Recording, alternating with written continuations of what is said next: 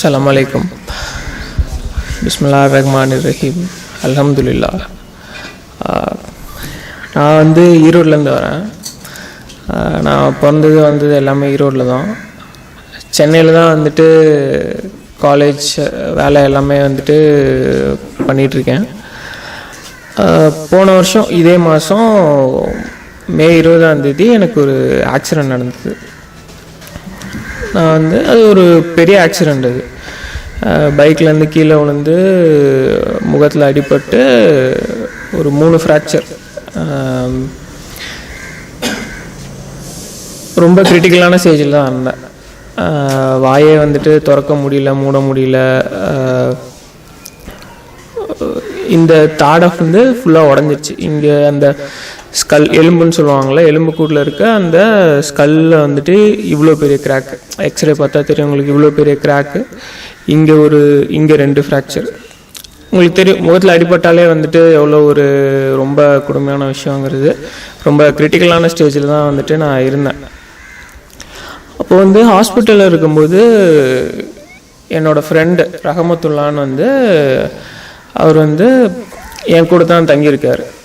அவர் சொன்னார், இந்த மாதிரி நீ அல்லாஹ்வை ப்ரே பண்ணு, உன்னோட கஷ்டத்தை நீ அல்லாஹ் கிட்ட சொல்ல ஆரம்பி. கண்டிப்பாக அல்லாஹ் உனக்கு உறுதுணையாக இருந்து அல்லாஹ் உனக்கு ஒரு நல்ல வழியை காமிப்பார் அப்படின்னு சொல்லிட்டு. நம்ம எப்பயுமே கஷ்டமாக வந்தால் தானே இறைவனை நினைப்போம். தெரில எல்லாருமே அப்படியான்னு தெரில, ஆனால் நான் அப்படி தான் இருந்தேன். கஷ்டம் வரும்போது தான் நான் கடவுள்கிட்ட போவேன். அப்படி தான் நான் இதுவரையிலும் இருந்தேன்.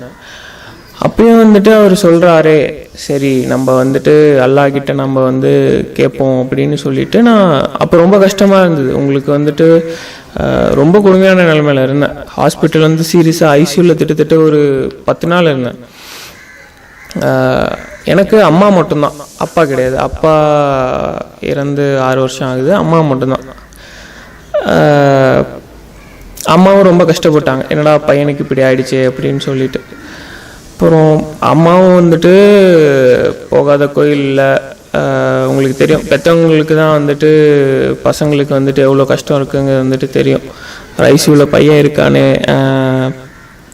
அம்மாவும் என்ன பண்ணுறதுன்னே தெரியாமல் முழிச்சிட்டு இருந்தாங்க. அப்போ தான் என் ஃப்ரெண்டு சொன்னான். அப்போ நான் நான் கண்ணீர் மல்க கேட்டேன் அல்லாஹ்கிட்ட, என்னை இந்த துன்பத்துலேருந்து எப்படியாவது என்னை காப்பாற்றுங்க, எனக்கு வழி தெரியல என்ன பண்ணுறதுன்னு. அதுக்கப்புறம் ஒரு 3 லட்ச ரூபா செலவாச்சு அந்த சர்ஜரிக்கு. காசும் அப்போ ரொம்ப கஷ்டமாக தான் இருந்தது. அம்மாவால் உடனேவும் புரட்ட முடியல.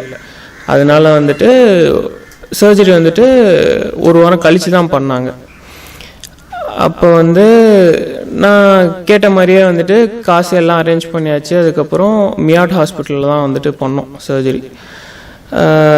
இந்த சர்ஜரி பண்ணி முடிச்சதுக்கு அப்புறமும் சர்ஜரி நல்லபடியாக அல்லாஹ்வின் கருணையால் நல்லபடியாக முடிஞ்சுது. சர்ஜரி முடிஞ்சு 3 பிளேட் வச்சாங்க. இங்கே 2 பிளேட்டு, ஏன்னா இந்த ஸ்கல் இவ்வளோ பெரிய கிராக் விழுந்துருந்தது, அந்த இது சேர்த்து வைக்கிறதுக்கு. அப்புறம் இங்கே 2 ஃப்ராக்சரில் ஒரு ஃப்ராக்சர் மைனர் ஃப்ராக்சர் தான், அதுக்கு பிளேட் வைக்க முடியாது. ஸோ 1 வருஷத்தில் அதுவே க்யூர் ஆயிரும்னு சொல்லிட்டாங்க. அப்புறம் இன்னொரு ஃப்ராக்சருக்கு மட்டும் பிளேட் வச்சாங்க. அதுக்கப்புறமும் எப்படின்னா பிளேட்டே வச்சாங்க, எல்லாமே முடிஞ்சுது. அதுக்கப்புறம் அந்த சர்ஜரி எல்லாம் அதுக்கப்புறம் அந்த குடும்பம் தான் என்னென்னா வாயை ஃபுல்லாக மூடிட்டாங்க. 1.5 மாதத்துக்கு லிக்விட் ஃபுட் தான், தண்ணி, பால், ஜூஸு அது மட்டும் தான் குடிக்க முடியும். வாய் திறந்து பேச முடியாது, நமக்கு ஒன்று வேணும்னா கேட்க முடியாது, எல்லாமே சைக்கிளில் தான் பண்ணணும். அந்த 1.5 மாதம் ரொம்ப கொடுமையான நிலைமையில் இருந்தேன். அப்போ எனக்கு என்ன பண்ணுறது அப்படின்னே தெரியாத ஒரு நிலைமை. நான் கண்ணீரோடு நான் அல்லாஹ்கிட்ட கேட்டேன், என்னை எப்படியாவது இந்த துன்பத்துலேருந்து என்னை வெளிக்கொண்டு வாங்க, எப்படியாவது என்னை காப்பாற்றுங்க அப்படின்னு சொல்லி. ஏன்னா ஒரு சர்ஜரியிலேருந்து உயிர் பொழிச்சு வர்றதுங்கிறது ரொம்ப கொடுமையான விஷயம். அண்ட் அதே மாதிரி ஒரு அதிசயமான விஷயம். அது எனக்கு இது ஒரு மறுபிறப்பு மாதிரி தான் நான் எண்ணுறேன். அதுக்கப்புறம் தான் அந்த இதெல்லாம் எடுத்து சரியான அந்த சர்ஜரியிலேருந்து சரியாகிறதுக்கு ஒரு 4 மாதம் ஆச்சு. அதுக்கப்புறம் தான் நான் வந்துட்டு கொஞ்சம் கொஞ்சமாக வந்துட்டு நான் இஸ்லாமை பற்றி கற்றுக்க ஆரம்பித்தேன். என்னோடய நண்பர்கள்கிட்ட, சகோதரர்கிட்ட எல்லாத்திட்டையும் வந்துட்டு நான் கேட்க ஆரம்பித்தேன். ஒவ்வொன்றா வந்துட்டு கொஞ்சம் கொஞ்சமாக கற்றுக்கிட்டு இப்போது இந்த ஏப்ரல் மாதம் 6ஆம் தேதி தான் வந்துட்டு நான் லா இல்லல்லாஹ் இல்லா முகமது ரசூலுல்லா அப்படிங்கிற கலிமாவை சொல்லி இஸ்லாம் மதத்துக்கு வந்தேன். இப்போது கொஞ்சம் கொஞ்சமாக வந்துட்டு நான் இஸ்லாமை கற்றுக்கிட்டு இருக்கேன். 2 மாதம்தான் ஆகுது. ஆனால் என்னால் முடிஞ்ச அளவுக்கு வந்துட்டு நான் இப்போ தான் கொஞ்சம் கொஞ்சமாக வந்துட்டு நான் கற்றுக்கிட்டு இருக்கேன்.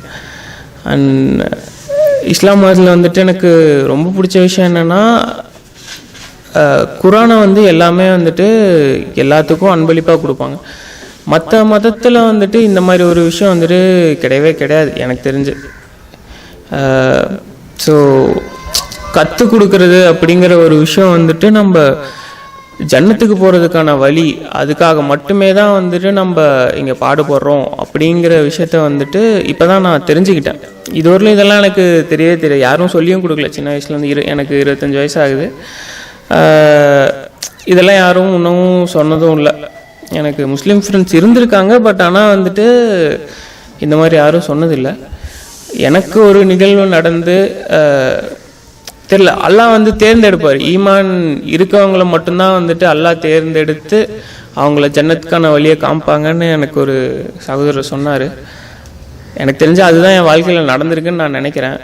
அண்ட் அதே மாதிரி வந்துட்டு எனக்கு கொடுத்த மறுவாழ்வுக்காக நான் என்றைக்குமே வந்துட்டு அல்லாஹ்க்கு அடிமையாக தான் இருக்கணும்னு நினைக்கிறேன். ஸோ